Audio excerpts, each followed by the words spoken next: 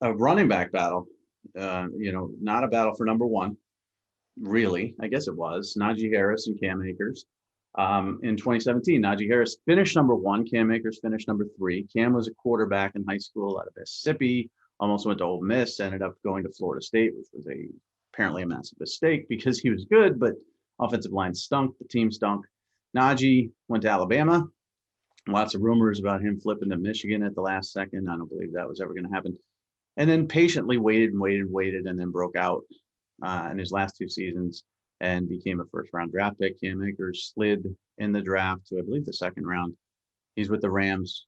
He's doing well. Najee's going to do well with Pittsburgh.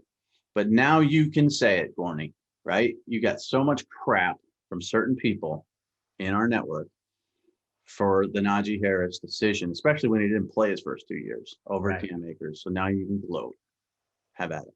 I won't gloat because I've been wrong before, but I will say this. Najee Harris was just better. I mean, he was just a better player, and he still is. He's just so special. And I think he's going to be perfect in Pittsburgh. Exactly what they're going to want. He's going to be a guy that works so hard, blue-collar guy, Northern California guy, but not exactly from, the tech hub. So he knows how to go into Pittsburgh and keep his mouth shut and run the ball and catch passes. And what he was in high school was when he showed up to that Vegas Rivals camp, you were like, oh my God, who is this kid? And he was a sophomore then, and he just completely dominated. I actually do believe that he was thinking about flipping to Michigan late. I guess we could tell the stories now since he's already in the NFL and he doesn't care anymore. But apparently he had asked the Army people to get him tickets to Tuscaloosa and Ann Arbor, and that he was very serious about Michigan. He had been torn. That is right when Harbaugh got the job, and he was like, wow, maybe I could go play for Jim Harbaugh.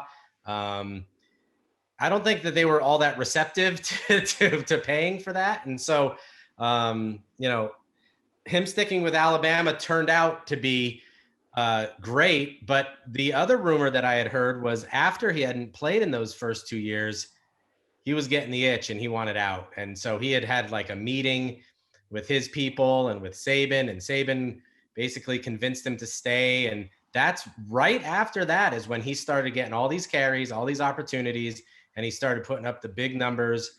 And then everybody looked like a genius for putting Najee Harris in the game. So, when you hear guys in Mississippi that covered Walter Payton say that Cam Akers is the next Walter Payton, and you're like, this isn't just some, internet guy just saying something. This is someone who actually saw Walter Payton play, and Cam Akers reminds him of that. It's hard not to just put him one and hope. But Najee Harris was so good. Cam Akers is going to be fine in the NFL, but Najee Harris, super special guy.